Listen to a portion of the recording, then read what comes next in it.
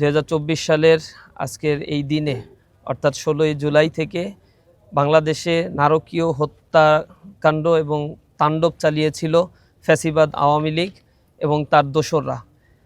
শহীদ আবু সাঈদের রক্তের মাধ্যমে এই বাংলাদেশে তারা জুলাইয়ের হত্যাকাণ্ডের ঘটনা শুরু করেছিল। আমরা 36 দিন ব্যাপী জুলাইয়ের এই কর্মসূচি গ্রহণ করেছি। ধারাবাহিকভাবে বাংলাদেশের প্রত্যন্ত অঞ্চলগুলোতে জুলাইয়ের এই কর্মসূচি ইসলামী ছাত্র শিবির বাস্তবায়ন করছে।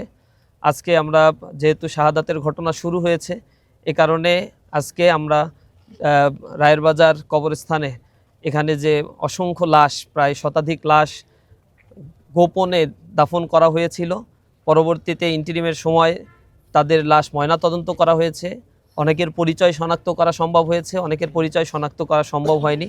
বেওয়ারিশ এই লাশগুলো এখানে রয়েছে।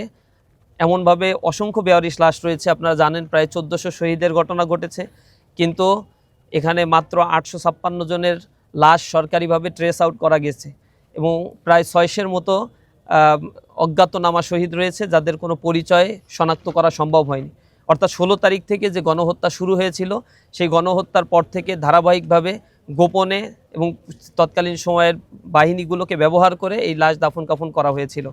এটাকে আমরা নিন্দা জানাই। আমরা আশা করি এখানে যারা কবরস্থ হয়েছে তাদের হত্যাকাণ্ডের সাথে যারা জড়িত ছিল এবং জুলাইয়ের টোটাল হত্যাযজ্ঞের সাথে বিভিন্নভাবে যারা আমাদের দেশের জনগণের উপরে বর্বরতা চালিয়েছিল, যারা আহত হয়েছে, অনেক মানুষ পঙ্গুত্ব বরণ করেছে, আমরা এর বিচার অতি দ্রুত নিষ্পত্তি এবং কার্যকর চাই। শুধুমাত্র অর্নামেন্টাল একটি ঘোষণা দেওয়া হয়েছে এবং যারা গ্রেপ্তার রয়েছে তাদের এখনো পর্যন্ত রায় আমরা দৃশ্যমান দেখতে পাই নাই। অর্থাৎ যারা নাই, পালিয়ে চলে গিয়েছে, এমন কিছু স্পেসিফিক রায়গুলো শুধুমাত্র সরকার দেওয়ার চেষ্টা করেছে। অর্থাৎ যাদের রায়গুলো কার্যত কার্যকর করা সম্ভব না, এগুলো জাতির সামনে একটা প্রতারণার শামিল, প্রতারণা করা হচ্ছে। আমরা এই হত্যাকাণ্ডের সাথে যারা জড়িত ছিল, নির্দেশদাতা ছিল, শেখ হাসিনাকে কোঅপারেট করেছে, তাদের একটা বড় অংশ এখনো পর্যন্ত কারাগারে রয়েছে, জেলে রয়েছে। তাদের রায়গুলো আমরা খুব দ্রুত দেখতে চাই এবং শুধু রায় ঘোষণা নয়, রায়ের সুনির্দিষ্টভাবে তা বাস্তবায়ন দেখতে চাই। কারণ সময়ের দীর্ঘসূত্রিতার কারণে এই রায়গুলো আমরা দেখেছি রাজনৈতিক বিবেচনায় কখনোই বাস্তবায়ন হয় না।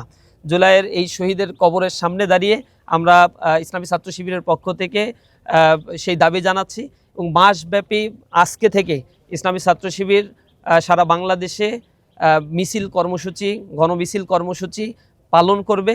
সেখানে গণহত্যার বিচারের দাবি, পাশাপাশি জুলাই সনদের পূর্ণাঙ্গ বাস্তবায়ন, গণভোটের গণরায় যেটি দেয়া হয়েছে, জনগণ দিয়েছে, তার পূর্ণাঙ্গ বাস্তবায়ন আমাদের পক্ষ থেকে দাবি থাকবে। এই দাবি দাবা নিয়ে সারা দেশব্যাপী আমরা আমাদের বিক্ষোভ মিছিল, মানববন্ধন কর্মসূচি, ক্যাম্পাসে ক্যাম্পাসে গ্রাফিতি অঙ্কন করা, ক্যাম্পাসের প্রত্যেকটি জায়গায় আমরা ছাত্রদেরকে সম্পৃক্ত করে এক্সিবিশন প্রোগ্রাম করা, বাংলাদেশের গুরুত্বপূর্ণ পয়েন্টগুলোতে জুলাই শহীদদের স্মরণে সাংস্কৃতিক অনুষ্ঠানের মধ্য দিয়ে তাদের স্মৃতিকে জাগ্রত করা, বিভিন্ন ধরনের প্রকাশনা সামগ্রী প্রকাশ এবং সেগুলো মানুষের কাছে পৌঁছানো। বিশেষ করে শাহবাগে 4 দিন ব্যাপী শিশুদের চোখে জুলাই এক্সিবিশন প্রোগ্রাম ইসলামী ছাত্র শিবির আয়োজন করবে। সামগ্রিকভাবে জুলাইয়ের এই স্মৃতিকে জাগ্রত রাখা, জুলাইয়ের যে আকাঙ্ক্ষা ছিল সেই আকাঙ্ক্ষাকে মানুষের মাঝে ছড়িয়ে দেয়া এবং জুলাইয়ের এই যে গণহত্যা সংগঠিত করেছিল যারা, তাদের বিচার নিশ্চিতের দাবিতে আমরা এই কর্মসূচিগুলো পালন করব। আজকে তারই অংশ হিসেবে আমরা এখানে এসেছি এবং কবর জিয়ারত করেছি।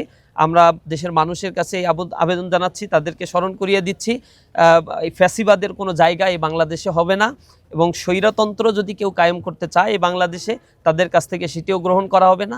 দেশের জনগণ জাগ্রত রয়েছে, ছাত্র সমাজ জাগ্রত রয়েছে, যে কোনো অন্যায়ের বিরুদ্ধে আমরা রুখে দাঁড়াবো। দেশকে গঠনের স্বার্থে এবং দেশের কল্যাণের জন্য, ইনসাফের একটি রাষ্ট্র কায়েমের জন্য আমরা লড়ে যাব ইনশাআল্লাহ।